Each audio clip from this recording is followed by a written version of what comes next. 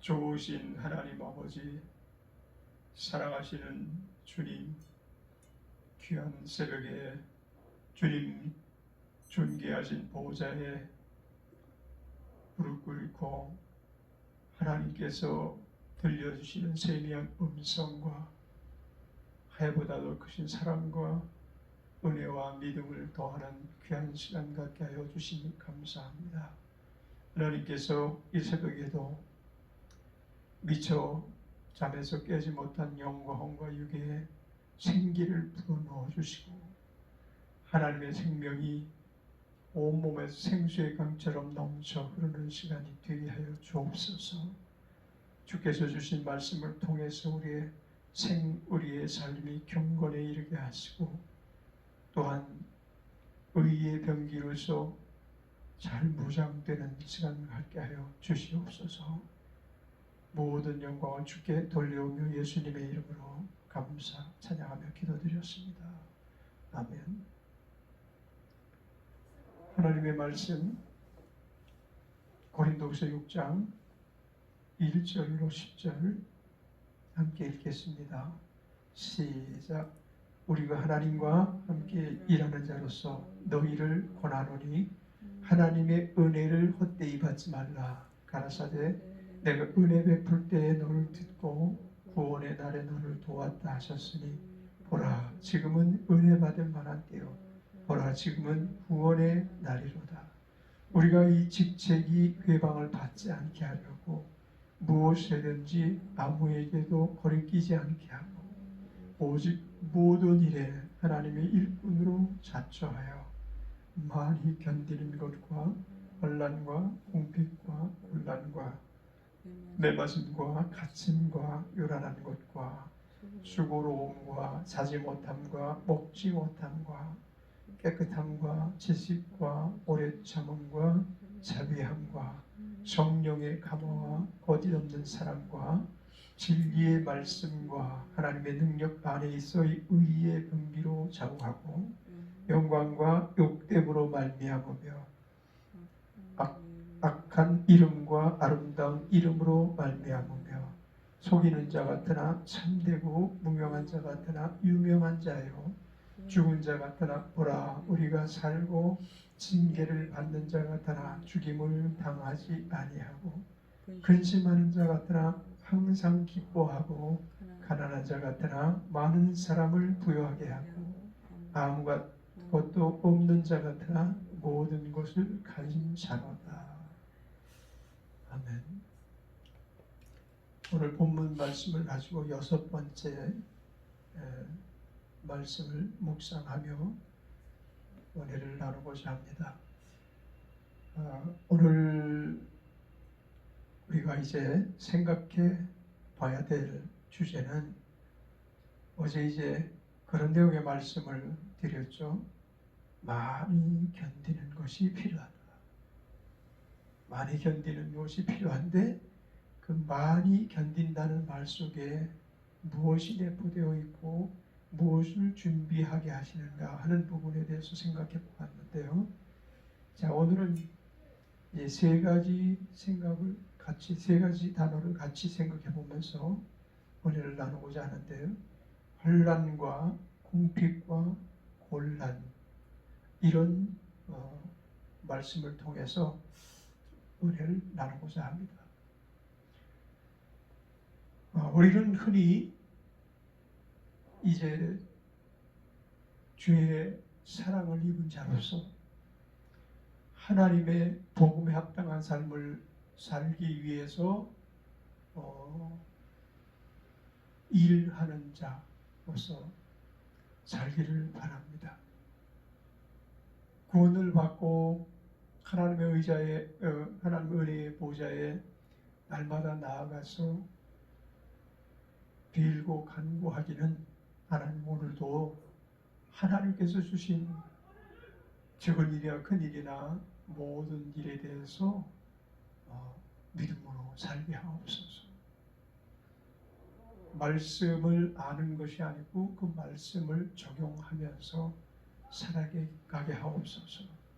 그리고 그 행함을 통해서 하나님 앞에 너는 믿음의 사람이라는 보증을 얻게 하소서. 뭐 이제 이런 생각을 늘 하게 되죠. 그런데 이제 경우에 따라서 이제 살아가면서 어떤 문제가 발생하는가 하면 부분적으로는 잘 통과하는 부분이 있어요. 정말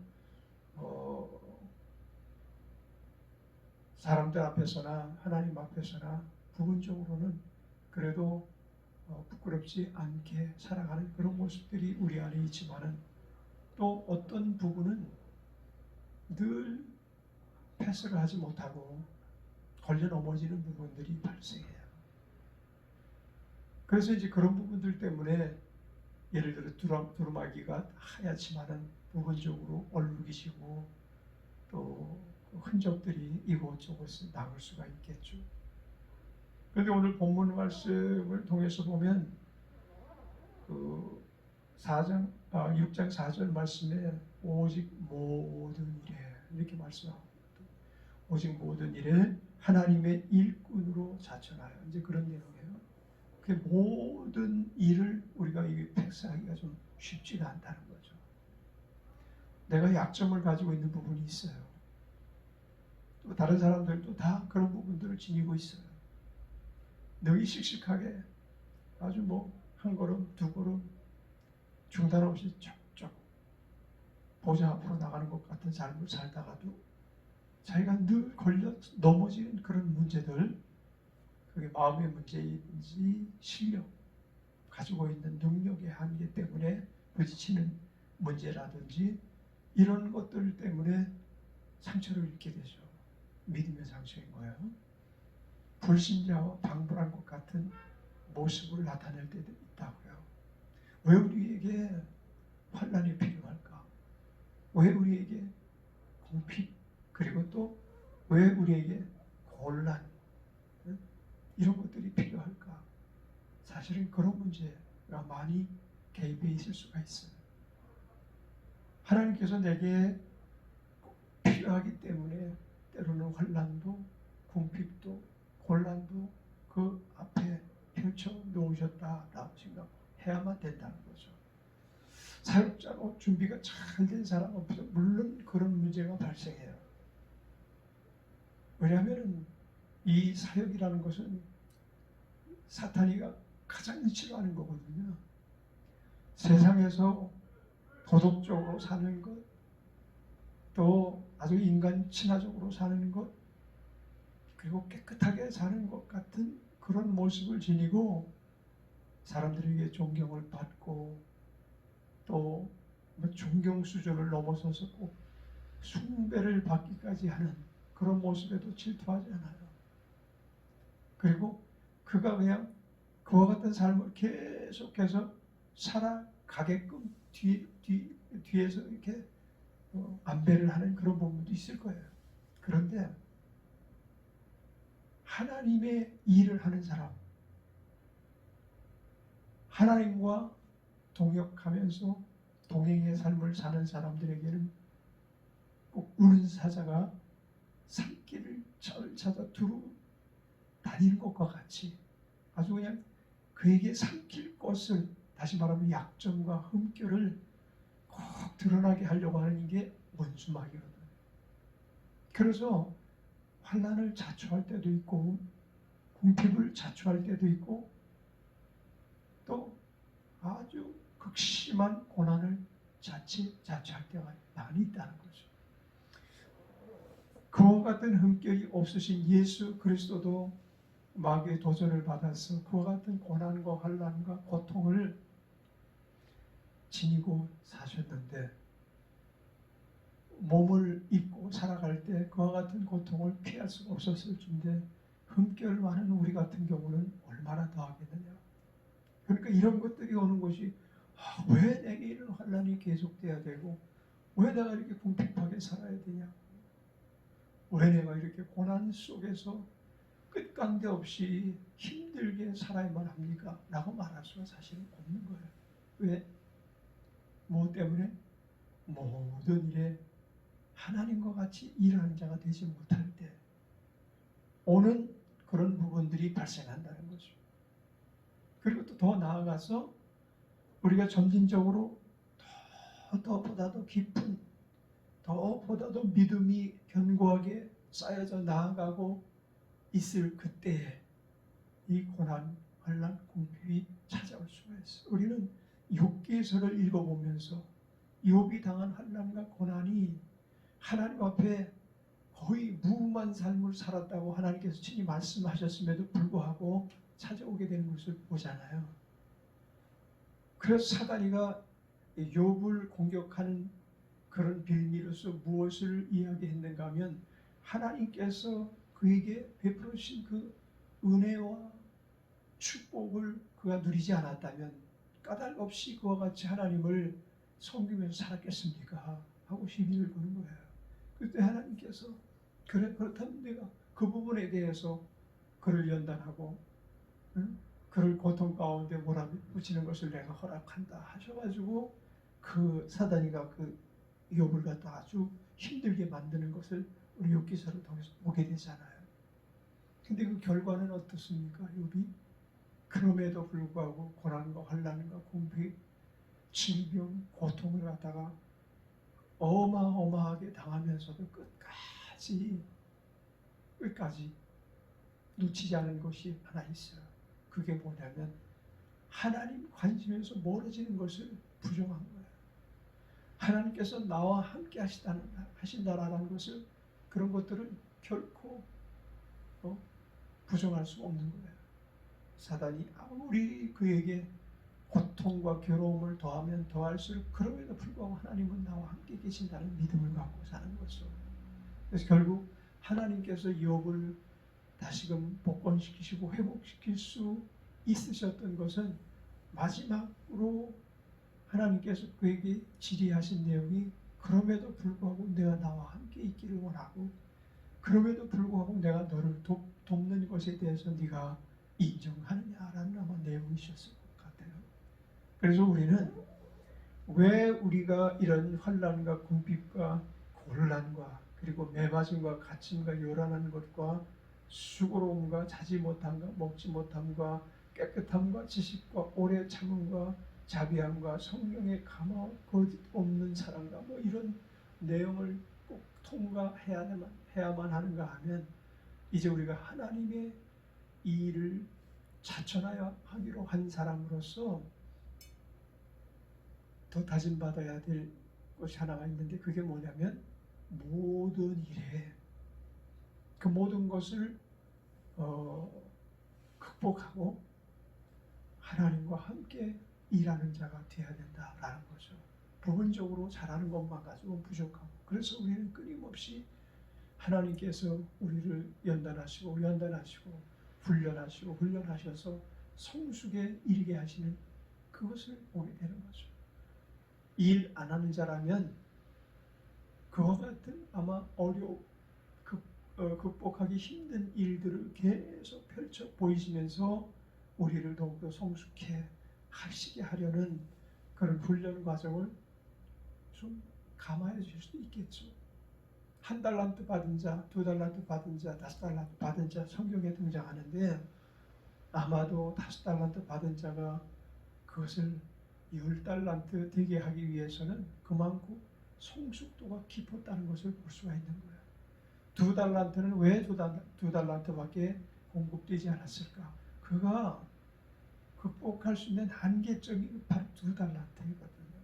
3달란트도 아니고 딱 2달란트를 배정하시는 게 맞는다라고 생각하신 거죠.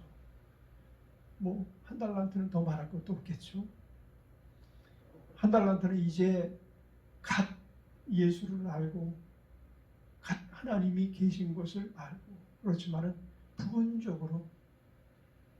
일부분적으로는 그와 같은 일에 적용을 하면서 살면서도 대부분 제 속에 물들어 살아가는 그런 사람인 것이 아닌가.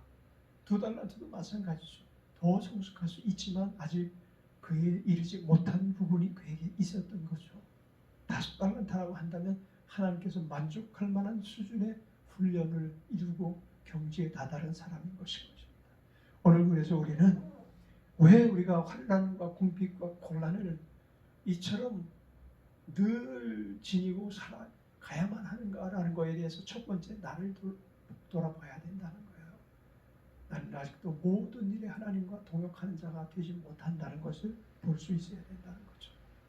그리고 더 성숙해지는 것이 바로 환난과 공핍과 곤란과 배고픔과 매맞음 이런 것들이 우리를 더욱더 성숙한 믿음의 사람이 되게 하고, 베드로가 예수님을 모른다고 3번이나 부인했지만 결국은 마지막 그의 삶의 아주 극적인 부분은 십자가에 매달리면서 그것도 나에게는 너무 과분하다. 예수 그리스도가 그와 같이 돌아가셨는데 내가 어떻게 그와 같이 주님이 가신 길을 따라갈 수가 있겠는가. 나를 거꾸로 십자가에 매달라. 그래서 거꾸로 매달려서 십자가의 고통을 그가 극복할 수 있었다는 것을 우리는 이제 정리하는 말씀을 통해서 알게 되잖아요. 그가 처음에는 아마 2달란트 정도 됐을지 모르겠어요.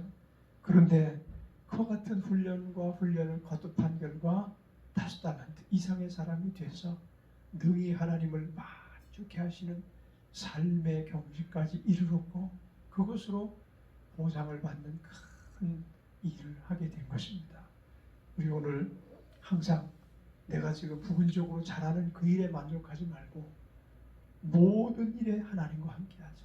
적은 일이나 큰 일이나 어떤 사건이나 어떤 인간관계 속에서도 늘 하나님과 함께하는, 그래서 주님께서 너는 5달란트 반짜리다 라고 우리를 인정하실 수 있는 순순까지 들어가는 우리 모두가 되기를 바랍니다. 기도하겠습니다. 하나님 아버지, 우리가 하나님 일을 하고자 자청하였고 자원하였습니다. 그럼에도 불구하고 모든 일에 하나님과 함께 일하는 자가 되지 못하는 것을 고백합니다. 그래서 우리 앞에 당하는 모든 훈련 과정마다 우리가 겪고 극복하지 아니하면 안 된다는 것을 인정하고, 그러나 그럼에도 불구하고 이것을 우리 힘으로는 할 수 없고 이것마저도 하나님 공급해 주시는 그 힘을 가지고 극복해 나아가게 하여 주옵소서. 모든 영광이 하나님께 있사오며 모든 결과물을 하나님께 올려드리며 예수님의 이름으로 감사 찬양하며 기도드렸습니다. 아멘.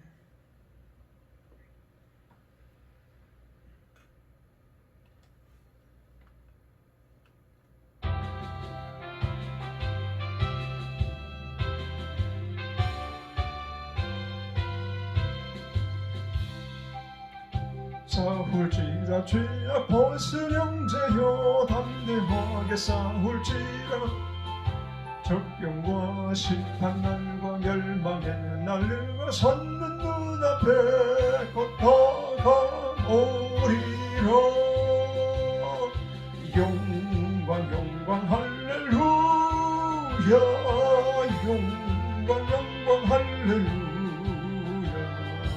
영광 할렐루야. 곧 승리하리라. 이들과 싸울지라 죄악 벗은 형제여 고함치는 우리들은 흉한 적군 아닌가. 무섭고도 더러운 죄 모두 떨쳐버리고 주 예수 붙들라. 영광 할렐루야, 영광 할렐루야, 영광 할렐루야. 곧 승리하리라. 마귀들과 싸울지라 죄악 벗은 형제여 구주 예수 그리스도 크신 발을 벌리고 또를 도와주시려고서서 기다리시니 어서 나오라. 영광 할렐루야, 영광 할렐루야, 영광 할렐루야.